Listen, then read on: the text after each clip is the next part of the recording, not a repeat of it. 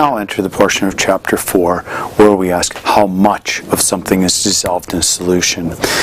So far in this chapter we've looked at aqueous reactions, or reactions where that occur when they're dissolved in water. We looked at precipitation reactions, ones that form solids. We looked at acid-base reactions, ones that are proton donors and proton acceptors. And we looked at redox reactions that occur in aqueous solutions where there's a change in charge. All of these reactions, of course, though, depend on how much of whatever reactant it is dissolved in water. And so we need a way of determining what the concentration of reactants or products are. And when we talk about how much in chemistry, we always talk about moles. And when we talk about concentration, we actually look at how many moles there are per volume of solution. So it's an amount per volume that we'll be looking at. Take out your packet that you've been taking notes in all the way along and make sure you're following along where we start at section 4.5, concentrations of solutions. Well, the word that we use in chemistry for concentration, most of the time until at least we get to chapter 13, is one that's called molarity. Molarity is equal to moles of solute, that's the stuff that's dissolved in solution, the solid for the most part as far as what we know right now, divided by the total liters of solution. The total liters of solution. So moles per liter. And I always like to call it the molarity triangle because I like to put it into the shape of a triangle where molarity is equal to moles divided by liters. Molarity is equal to moles divided by liters. Molarity is symbolized by a capital M, and that's usually units you can use as well, but more technically it's moles per liter of solution. Mole per liter is molarity, and since it's a triangle, kind of like the density one, whichever one you want to know, cover up with your finger. Molarity is equal to mole divided by liter, volume is equal to mole divided by molarity, and moles, of course, are equal to molarity divided by liters, and we'll use all of these in the sample calculations we'll do the rest of this video cast. Sample exercise 4.11.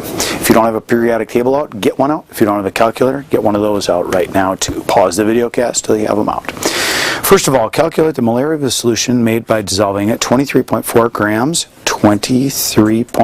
grams of sodium sulfate. You've got to be able to write the formula, knowing that sodium sulfate is Na2SO4 because sulfate's minus 2, sodium's plus 1, in enough water to form 125 milliliters of solution. Step number 1, let's find out how many moles we have, and then we'll divide it by our liters, and that'll give us our molarity. So we put grams in a position where it's going to cancel.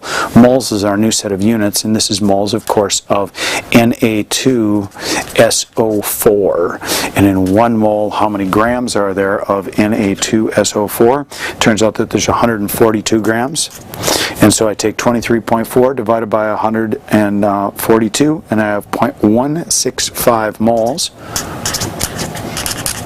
of the Na2SO4.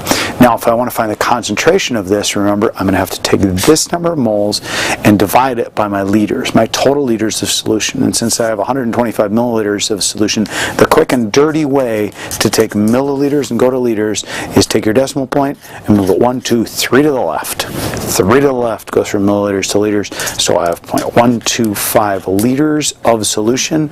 Moles divided by liters.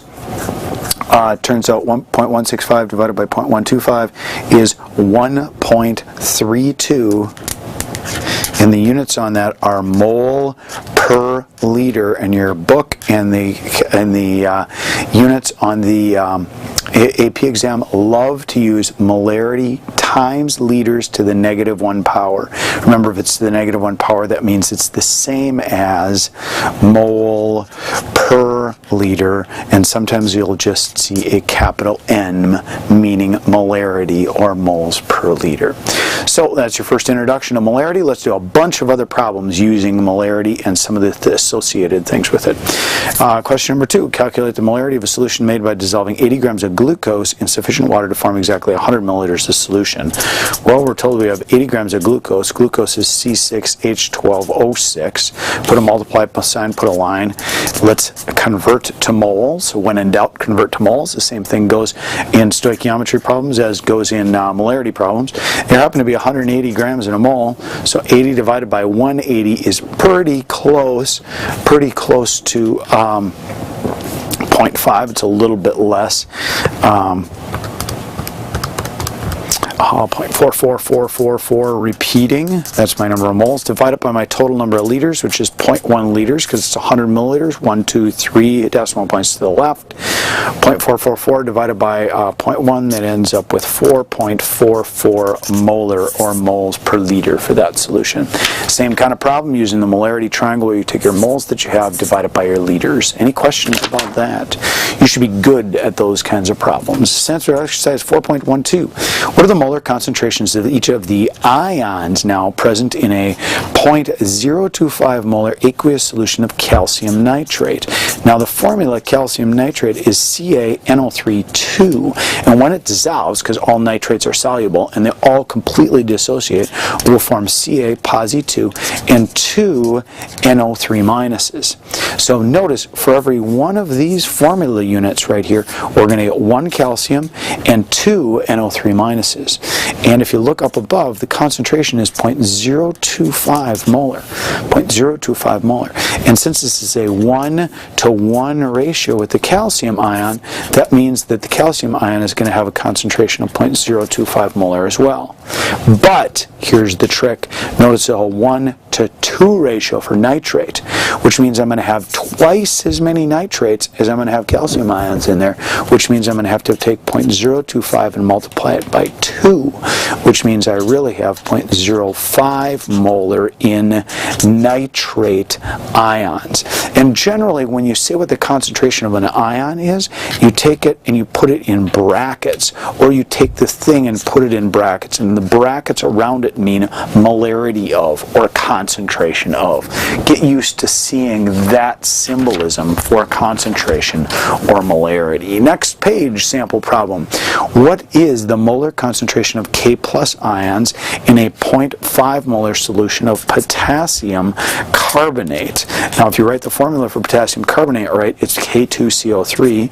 Remember that when that dissociates, all potassium salts are soluble and they completely dissociate, will give us 2 K pluses and a CO3 2 minus.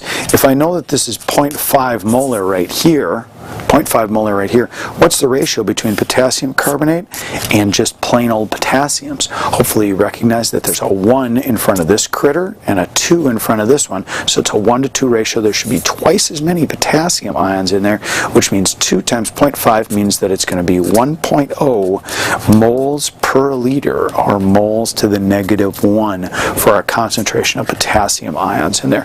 Notice how the stoichiometry here of just a simple dissociation can tell us what the concentration of an ion is going to be. Get used to being able to recognize that in terms of concentration, depending on what the number of ions you get per formula unit of thing that's dissolving is. Sample exercise 4.13. How many grams of sodium sulfate are required to make 0.35 liters of 0.5 molar Na2SO4? Well, this is a molarity triangle problem, folks. Molarity is equal to moles divided by liters, and lots of times when you encounter these problems, they're foreign to you and you've never seen something like this before, and that's why I think the triangle is so helpful. The first thing you need to do is figure out what do you know, and then of course the thing that you don't know is what you want to find, and that's going to help you ultimately get to where you want to be.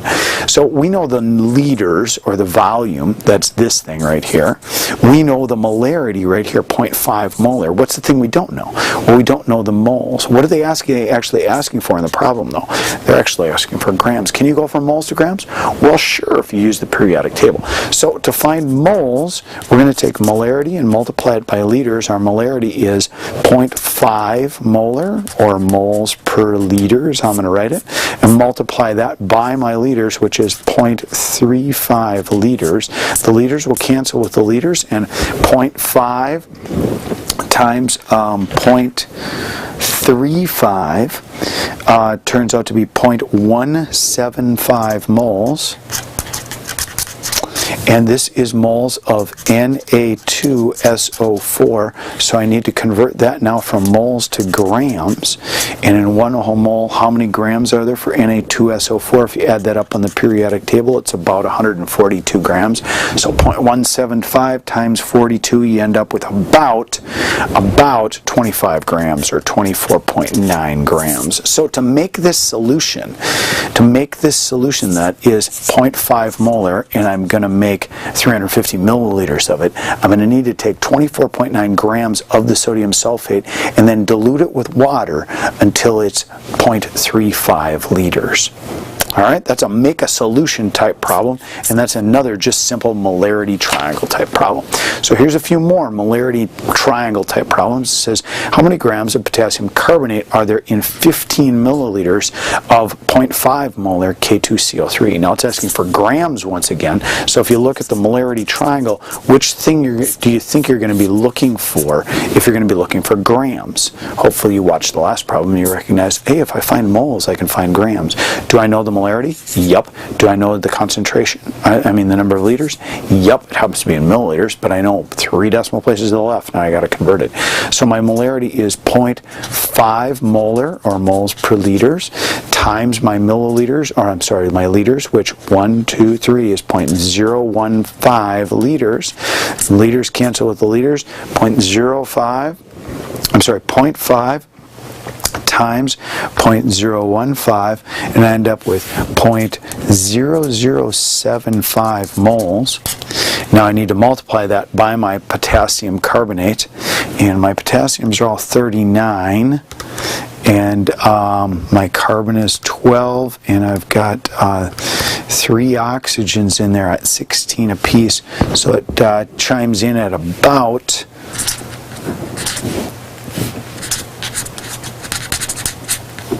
138 grams per mole for every 1 mole. So this times 138, so 0.0075, and I end up with approximately 1.0 grams. Pretty close, 1.035, I guess, if you want to get a little bit pickier. So I need about 1 gram to make that. Same kind of problem that I had up above. Next question, letter B, says, how many milliliters of 0.5 molar K2CO3 solution are needed to provide 0.250 moles of this salt? Well, now I'm told a volume right here, and I'm also told a number of moles. Okay? I'm told to find a volume, I'm told a molarity, and I'm told a number of moles. If I want to find liters, if I want to find volume, it's going to be equal to moles divided by molarity. And my moles are 0.25, and my molarity is 0.5 molar. And 0.25 divided by 0.5 turns out to be about 0.5, and that's 0.5 liters of solution, which is 500 milliliters that I'll have to obtain to have 0.25 moles of the salt dissolved in it. Next page, a few more sample molarity problems. What is dilution, and what is the dilution equation? Well, since we're talking about solutions and dissolving substances in water, what dilution is if we've got a container and it's got a certain amount of a salt dissolved in a liquid. What happens if I add more water to this? What happens if I add some more water to this, H2O? Well, I've still got the same number of moles in here that I had before. All I've done is I've added more H2O to it and made it more dilute. So when you dilute a solution like this, notice that you have not changed the moles. The moles you started with are the same as the mole you end with. All you've changed is the volume. And so my volume will change when I dilute a solution, but my moles will not. This can come in very handy when I have a problem like these. How many milliliters of 3 molar H2SO4 are needed to make 450 milliliters of 0.1 molar H2SO4? So notice I'm going from 3 molar concentration to 0.1 molar concentration. What am I doing? Well, I'm diluting the solution. And like I said up above here, when I dilute a solution, I'm not changing the number of moles. All I'm doing is changing the volume of it. So it says how many milliliters are needed. So what I can say is that my moles that I need, or I'll say moles that I finally need in the equation, have to be equal to the moles that I initially have. And since moles final equal to moles initial, and I know that the molarity triangle, molarity equals moles divided by liters, involves moles. If I cover up the moles with my finger, moles are equal to molarity times liters. So for moles final, it's equal to the molarity final times the volume final. And the mole initial are also equal to molarity initial times the liters, or volume initial. Molarity initial times the volume initial. This equation right here is called the dilution equation, because it'll allow you to take something where the moles don't change and find out what the volume or concentration changes need to be to make it happen. So I'm just going to take another piece of paper, cover that up just a little bit right there, use that equation to help answer this question. So my final volume that I need to make is 450 milliliters. My final concentration that I want to have is 0.1 molar. Notice this is volume final, molarity final. That's right here. And that's going to be equal to my initial molarity, which was 3 molar. And I want to know how much of that do I need. And so actually what I'm solving for is my volume initial right here. Notice I can keep it in milliliters because the molarities end up kind of canceling each other. When I divide both sides by 3 molar, the m's cancel out, and my answer will be in milliliters. So if you're careful with your units, you don't even have to do any converting to liters. So 450 times 0.1 divided by 3 molar. Turns out the volume initial that you need is 15 milliliters. So I would need 15 milliliters of this concentrated 3 molar H2SO4 right here. Dump it into a beaker, or actually what would be better is a volumetric flask, and then dilute it to 450 milliliters using water. And what I'd end up with is a 0.1 molar solution. That's an example of a dilution problem. Let's take a look at 3 other problems that use the molarity triangle, starting with practice exercise 14.14. Here's some more examples. What volume of 2 molar lead 2 nitrate solution contains 0.05 moles of Pb plus 2? Well, lead nitrate is PbNO3 and when it dissolves, remember all nitrates are completely soluble, it'll give me Pb plus 2 and 2 NO3 minuses. Notice for every formula unit of PbNO3 I will get 1 Pb plus 2. So the ratio here is 1 to 1. So whatever the concentration is of the PbNO3 that will be the concentration of my Pb plus 2. It's asking for what volume of this solution, so I'm looking for volume, will contain a certain number of moles of lead. So if I write down my molarity triangle, molarity is equal to moles divided by liters. Molarity is equal to moles divided by liters. If I'm looking for a volume, cover up the L with my finger, it equals moles divided by molarity. So volume is equal to moles divided by my molarity right here. My moles are 0.05 and my molarity is 2.5 molar, so 2.5.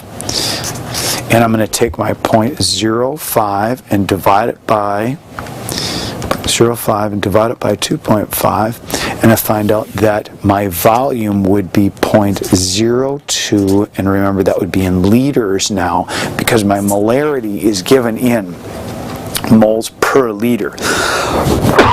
And if you want to see the units happen here, it's actually quite fascinating for you math folks. This is moles per mole per per liter, because molarity is mole per liter. And of course, the moles and the moles would cancel, so I'd end up with 1 over liters. And if I've got a fraction like this, some people say you invert it and multiply, or multiply by the reciprocal. And the reciprocal of 1 over liters is liter over 1. The 1 and the 1, of course, do nothing, and so I end up with liters as my units. So what volume of the solution contains it? Well, 0.02 liters, or 20 milliliters, if you want to put it in milliliters. It didn't ask for it in milliliters, but you could have put it in it. Letter B, how many milliliters of 5 molar potassium dichromate solution must be diluted to prepare 250 milliliters of 0.1 molar solution? Hey, a dilution problem, yay, yay, yay. So a dilution problem, remember, says molarity final times volume final is equal to molarity initial times volume initial. And it says how many milliliters of this must be diluted. So this must be my initial concentrated solution. I'll put that down as 5 molar. My volume initial, I don't know, I'm going to solve for that. And it says to prepare 250 milliliters, so I'll put my volume initial at 250 milliliters right here. My milliliter, I'm not making that fit very well, there we go. And then my molarity initial is at 0.1 molar solution, so 0.1 capital M. Divide both sides by 5 molar. Notice the molarities will cancel out. My units are going to end up being in milliliters. So 0.1 times 250 divided by 5, I end up with 5 as my initial volume. So my initial volume is 5 milliliters, and so this is how many milliliters of this 5 molar solution that must be diluted to 250 milliliters to give me a concentration of 0.1. Last problem, letter C. If 10 milliliters of a 10 molar stock solution, now a stock solution is one that's just sitting on the shelf that maybe somebody made a whole bunch of, and then you can just go and use it every once in a while and easily dilute it. If 10 milliliters of a 10 molar stock solution of NaOH is diluted to 250 milliliters, what is the concentration of the resulting stock solution? Hey, this is a dilution too. They're telling you it's dilution. So molarity final times volume final is equal to molarity initial times volume initial. So the molarity of my stock solution is 10 molar. The volume that I have of my stock solution is 10 milliliters. I guess I'm writing this in my molarity and volume final, but it doesn't really matter which way you write it in. And then it says diluted to 250 milliliters, so my final molarity, or the molarity of the solution, is going to end up being, I don't know, and it's going to be diluted. My final volume is going to be 250 milliliters, and so divide both sides by 250 milliliters. Divide both sides by 250 milliliters. So my milliliters cancel, my 250s cancel, milliliters cancel with my milliliters. And what's my final molarity going to be? Well, 10 times 10 is 100, so 100 divided by 250 turns out to be 0.4. So my molarity would be 0.4 moles per liter, or remember, sometimes it's written as moles times liters to the -1, and it's a concentration of a solution known as NaOH. And remember, we write that in brackets somewhere. So if I were to illustrate this really formally, I'd say the concentration of NaOH once it's diluted is 0.4 using sig figs. I believe I have 3 of them. Whoops, 250, that's only 2 sig figs, so I'm off by 1. And then it'd be moles times liters to the -1. So using concentration, remember, brackets mean molarity. Remember, molarity is equal to moles divided by liters, and can be put in a triangle like this, and you can solve for any one of those by covering it up. And then don't forget the molarity, the dilution molarity equation, where molarity initial times volume initial is equal to molarity final times volume final, because you're not changing the number of moles of solution in number of moles in the solution. Good luck with your molarity problems.